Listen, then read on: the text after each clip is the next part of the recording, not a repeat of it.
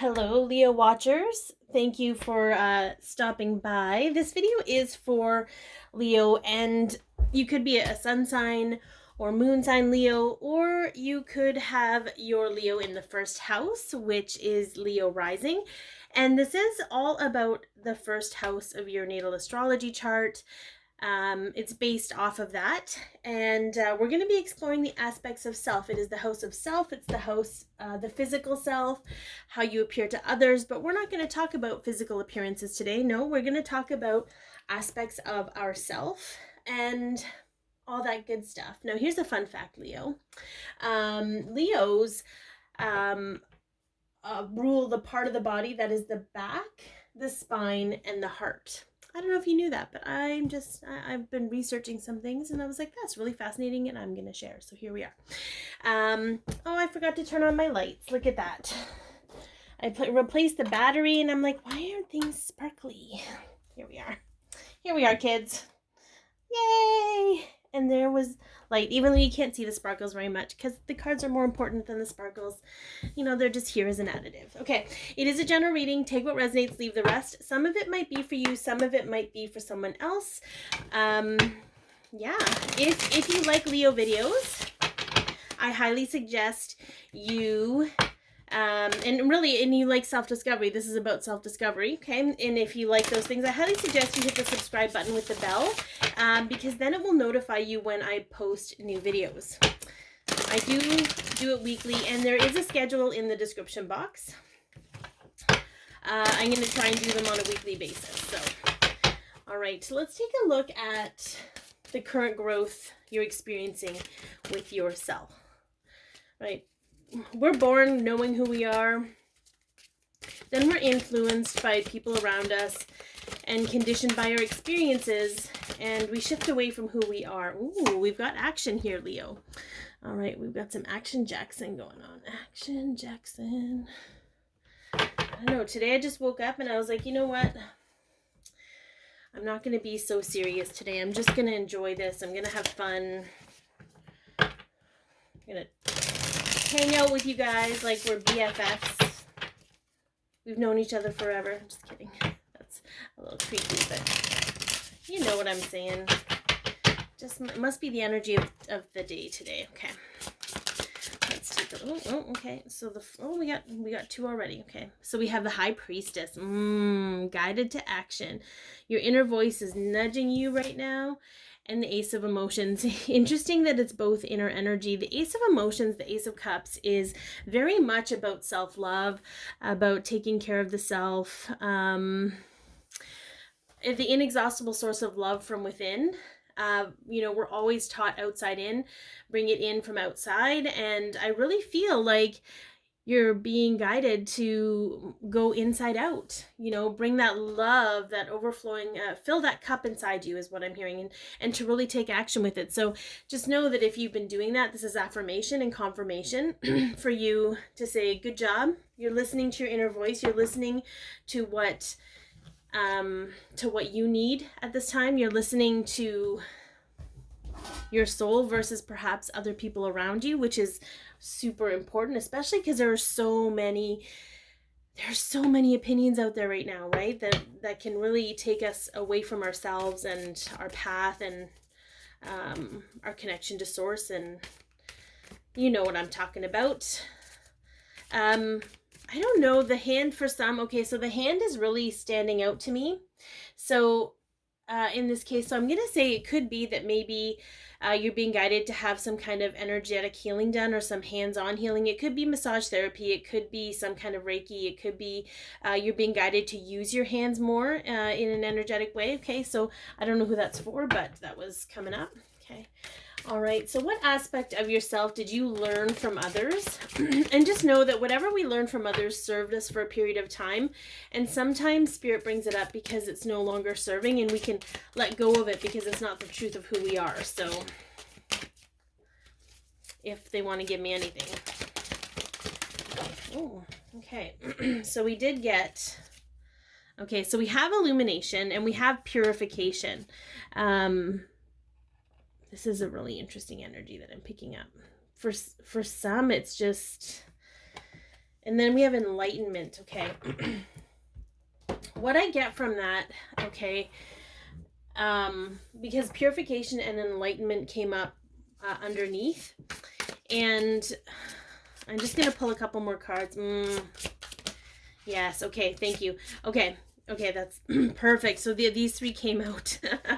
Okay, we're going to honor that. Because what I was feeling like, people, I feel like there's a bit of a pressure, especially with this 10 of inspiration or 10 of wands.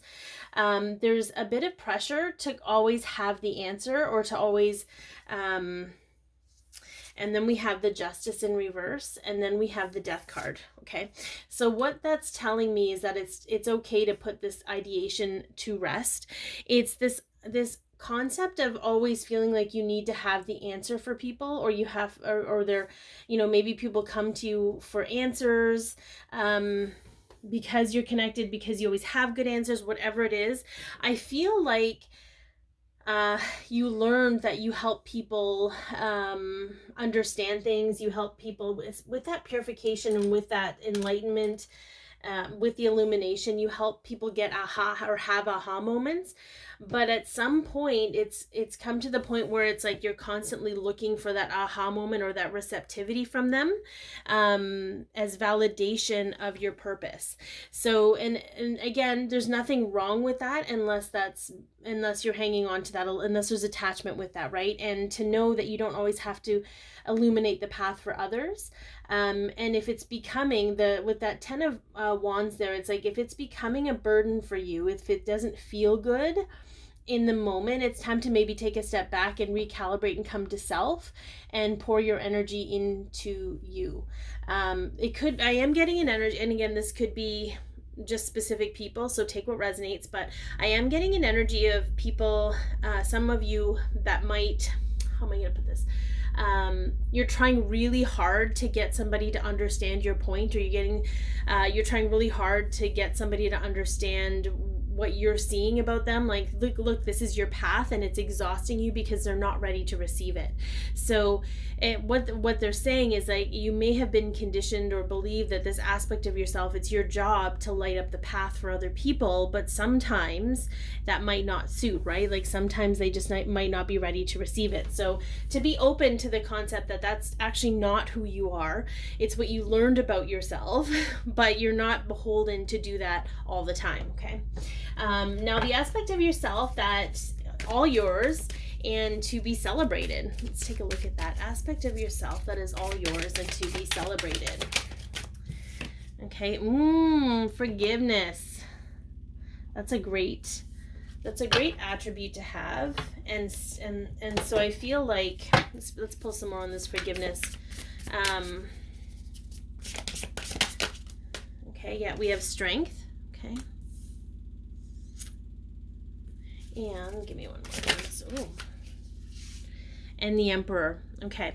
So it's interesting that there are two fire signs here. What I kind of get with this, and again, it goes with that action piece.